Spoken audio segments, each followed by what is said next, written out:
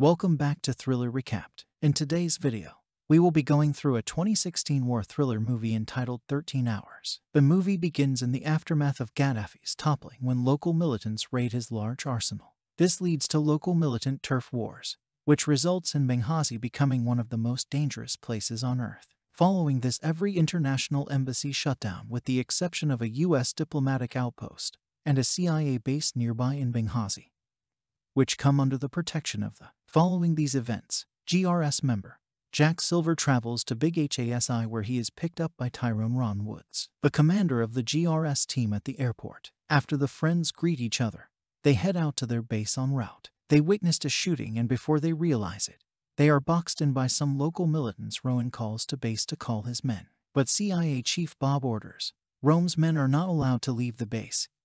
The militants, trying to force them to open their cars for inspection, but Rowan threatens them with drone raids at the militants, harm them. This forces the militants' hands, and they let them go. Later on, Rowan and Jack arrive at the CIA base. Rowan immediately confronts the chief for not sending his guys. Chief rebuts him and tells Rowan he does not want the GRS causing any international incidents while the locals sort themselves. They're hired help, not the CIA. After being dismissed, Jack meets the rest of the team: Geist, Canto, Tig, and Boone, his new brother-in-arms. He also surveys the area and is informed to always carry a weapon. Afterwards, he is taken to his room where he reflects on Becky's disapproval of this mission. Sometime later, Jack meets with Chief, who informed him that it is the government who wants the GRS there, and not him. He is adamant that he doesn't want them to cause a misunderstanding, and then he wants the GRS to stay out of his brilliant CIA staff's way.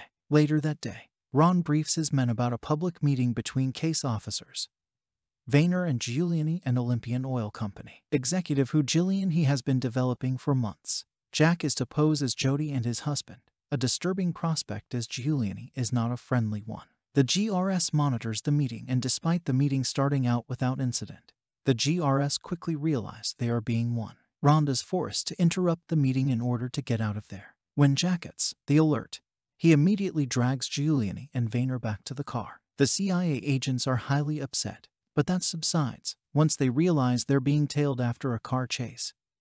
Roan causes the tail to lose control and crash into a nearby forklift before he escapes. Sometime later, Jack ends a call with the guilt-tripping Becky and the kids before joining a meeting call with Glenn Doherty, the GRS commander. Glenn informs the GRS that US ambassador to Libya, Christopher Stevens, will be joining them in Benghazi on Monday at the Special Mission Compound on a state detail with a small security team.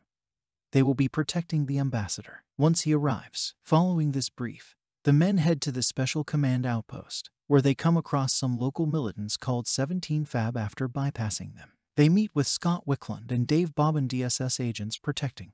After surveying the compound, GRS men are disappointed to find a DSS under-equipped in the compound highly. If any big element attacks, the outpost is doomed and molests. Rome lets the DSS agents know that they will be 1 mile away at the CIA post. If anything goes down, just call for help, and they will zoom in on Monday. The GRS along with local translator and will meet with irritable local militants, who they calm down with the AMBO, a peace sign, before they buy weapons off so that they can trace the truck and find them. Later on, Ambassador Stevens meets the team and briefs them that it is important to promote peace with the Libyans for the sake of democracy. While most of the team is attentive, Tanto falls asleep. Chief confronts him afterwards and warns him that this is his last chance to act like a professional, or he will send him home. Later on, GRS escort Ambassador Stevens to a meeting with Mayor, but are appalled when unauthorized journalists come to cover them. However, as the ambassador speaks, the event proceeds without incident. Later that day, GRS warns the DSS agents that they were lucky after clearing this up. The DSS introduces the GRS to Sean Smith, a surveillance specialist hooking up the premises. Following this, the GRS returns to base the next day. The base carries on routinely while observing the 11th anniversary of the September 11. The ambassador worries about the security risks surrounding the premises, as he notices local Libyans surveying the outpost. Meanwhile, the GRS members communicate with their families back home. It is at this time that Jack learns Becky is pregnant. This proves to be the only remarkable event of the day, as the afternoon passes without event. However, as the sun goes down, local militants begin to gather before attacking the outpost at sundown with rifles, but catch the ambassador and his DSS by surprise. by breaking into the building and shooting everyone inside. Following the overwhelming attack, Wickland retreats with the ambassador and Smith into a safe room. Meanwhile, the GRS notice the harrowing events from the CIA base and prepare themselves to assist them. However, the chief insists the 17 Fab should go instead of them, as they have no jurisdiction in the area, and that the GRS are instruments of last resort. Glenn, who is aware of the situation, calls for a plaintiff at this moment. The militants approach the safe where menacingly back at the base is Tana recruits AML to help them translate when speaking with 17 Fab. Chief insists that Ron stands down back in town. Geist extracts Giuliani from another meeting.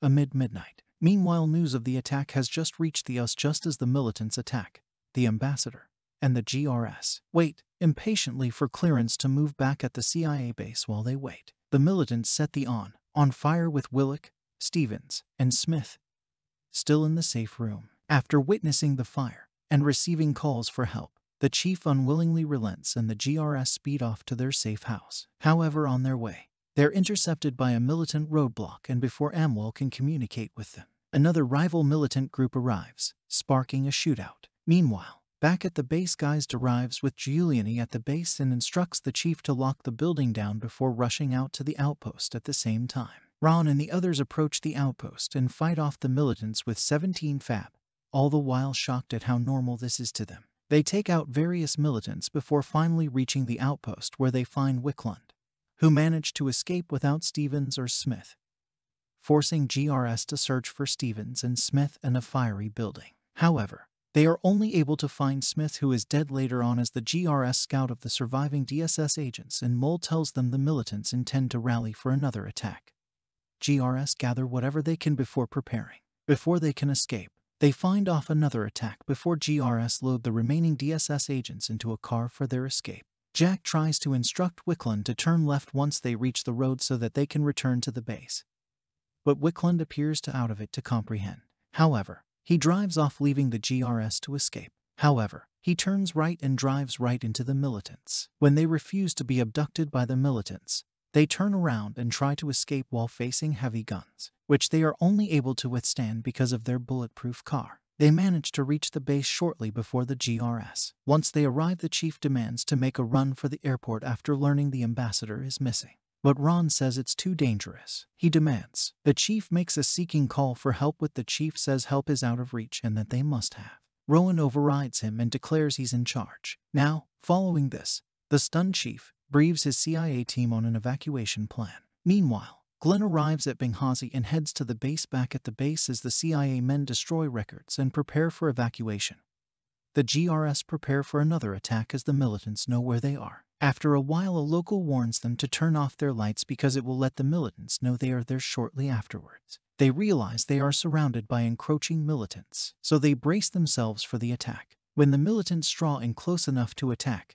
they throw grenades into the compound, and this sparks a gun battle. They fight the militants off without suffering any casualties. A small victory later on in the night, Glenn finally lands, had begun what is delayed by haggling generals who are vying for the fee to take them to the base. Back in the base, as the GRS and DSS keep guard of the premises and fend off militants, the CIA agents continued calling. Ron tells him he understands and lets him join them later on, and Maul and Giuliani negotiate with the generals to lead Glenn to the base. Rome learns that Glenn is in Benghazi, but cannot find their way there because they are unfamiliar with the territory. He tries to engage the local authorities' assistance, but they are being. Meanwhile, back at the airport, Glenn warns the generals that if anyone dies at the base because of the delays, you will kill them all. Back on the base, Chief learns that Stevens may have been found in a local hospital. Meanwhile, Jody and he meets Geist on a roof and brings some food. He asked her, have they managed to get help from the US, but she tells him it is unlikely. Geister reveals that he does not know, but tells her to reach out to her people just in case elsewhere. Tanto tries to get AML to lead, too, but I'm all believer is still in it. As Jack reveals, he believes that Glenn may head out to Stevens before them. If he is still alive, they realize another wave of militants are approaching the building. A few minutes later, the militants launch their attack. After a while, the attack stops and the GRS waits yet again for another attack. Jack reveals he is worried how his family will feel if he died. They're in a war. He knows nothing about you, wonders why he does not stay home, and worries about having another man raising Ron relates and tells Jacky worries about someone else raising his son. Soon, they are interrupted by news that Glenn and the fleet are on their way. They also learn that Stevens has been confirmed dead at the hospital. After learning this, the men prepare themselves for the next wave while coming to terms with the fact that they may not survive this next. Sometime later, Glenn arrives with his men and some Libyan soldiers and lifts the morale of the group. However, there is no relief yet as there are too many people to evacuate at the same time. Glenn asked them to hold the base while they get more vehicles. However, the second Glenn leaves, the base falls under heavy mortar and artillery attack. One of the mortars fall and injured GC before another falls and kills Ron as he tries to help, whose arm has been severely disfigured. It is also badly injured with a broken leg as Tig prays over Ron's dead body. While Jack mourns nearby, Geist returns inside the base and receives medical help. He is shortly followed by Oven, whose leg is broken. As the men recover from this onslaught, they are horrified to find another large troop of Libyans approaching the base as they brace themselves for the final show. With Tanto swearing to go down, swinging, Tanto observes as the Libyans display the Jambo and realize these are allies. He breaks down from the overwhelming relief shortly afterwards. The GRSDSS and the CIA evacuate the premises and responded chief tries to stay, but Jag forces him to snap out of it because East staying means more men will have to come and save him again. He complies and they evacuate the building. Tanto closes the gates and invites AML to leave, but Amel refuses and apologizes for the embarrassing events caused by his countrymen. When the Americans leave, the Libyans go in and recover their dead in the final scenes. The evacuees arrive at the airport where they board relief planes, Giuliani, and the chief thank Jack and the GRS for their service. Nearby, Tanto gives 17 Fed the keys to their cars, and the freedom fighters run off with the vehicles gleefully. The remaining GPS speculate that the attack was no mirror and may have been planned weeks in advance, but they are grateful to have had each other to rely on during the attack while also being grateful to be able to go home before they leave Libya. Jack tells Becky about the event before revealing that they have lost Roan and that this will be his last ever tour. He looks at his friend's corpse one last time before they leave Libya. It is revealed that following this incident, Libya fell under international condemnation. And then after this tour, most of the men retire from the service. Now you see this video on the screen. This is a video that YouTube thinks it's suitable for you, and in most cases they are never wrong. Click it now before it disappears. Anyway, subscribe now, and if we get to 50K likes, I will make a part 2 of this film. Until then, stay thrilled.